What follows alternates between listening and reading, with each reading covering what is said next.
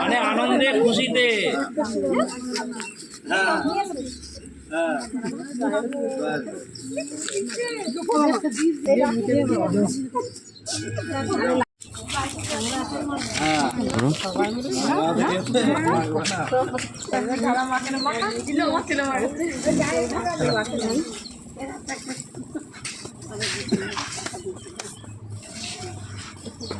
যে টাকা 100 দিনের কাজ করার পর দীর্ঘদিন আপনারা পাননি, আটকে ছিল, কেন্দ্র সরকার যে টাকা দেয়নি, রাজ্যের মুখ্যমন্ত্রী আজকে সেই টাকা আপনাদের মিটিয়ে দিল। টাকা পেয়েছেন তো আপনি?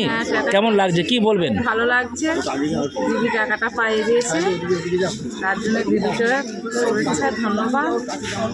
ভালো লাগছে টাকাটা। আপনারা কি আবির খেললেন? হ্যাঁ, মানে আনন্দে? আনন্দ, দিদি টাকাটা পাইয়ে দিয়েছে বলে। আপনার নাম? মনিকা মালিক। রাজ্যের মুখ্যমন্ত্রী 100 দিনের যে কাজের টাকা, আপনারা দীর্ঘদিন কাজ করেছিলেন, যে কাজের টাকা আটকে ছিল, আপনারা বঞ্চিত ছিলেন, সেই টাকা আজকে মুখ্যমন্ত্রী নিজে আপনাদের অ্যাকাউন্টে দিয়ে দিলেন। আপনি টাকা পেয়েছেন তো? হ্যাঁ, পেয়েছি। কি বলবেন, কেমন লাগছে? আমাদের খুব ভালো লাগছে। মাননীয় মুখ্যমন্ত্রীকে আমাদের 2 বছর ধরে সেই টাকাটা কেন্দ্র সরকার আটকে রেখেছিল, সেই টাকাটা আজকে মুখ্যমন্ত্রী দিয়েছে। তার জন্য আমরা খুব আনন্দিত, আনন্দ। আমরা আবির মাখছি, মিষ্টি দিয়েছেন, খাচ্ছি, শুভেচ্ছা জানাই যেন দীর্ঘদিন থাকে আমাদের মুখ্যমন্ত্রী আমাদের পাশে। কখন টাকা ঢুকলো? 2টো নাগাদ। এই আজকে কি এই টাকা পাওয়ার পর আবির খেলায় মেতেছেন? হ্যাঁ। আপনার নাম? কৃষ্ণচন্দ্র ধারা।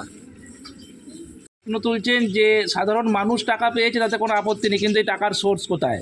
তারা বলছে তদন্তের দাবি জানাবো। কি বলবেন?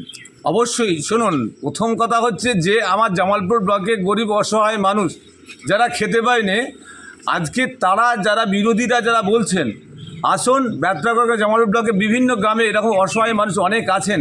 একবার তো রাস্তায় বেরিয়ে দেখেননি যে আমার বাংলার এই যে আমার মেয়েরা, আমার মায়েরা তাদের সন্তানদের নিয়ে খেতে পাচ্ছে না?